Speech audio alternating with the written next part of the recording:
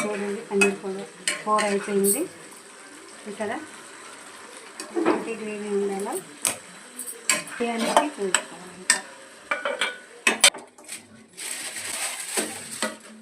బిర్యానీ కూడా చూడండి అయిపోయింది. బిర్యానీ కూడాను స్టవ్ దీనిపైన అలాగా నెయ్యి వేసుకోవాలండి.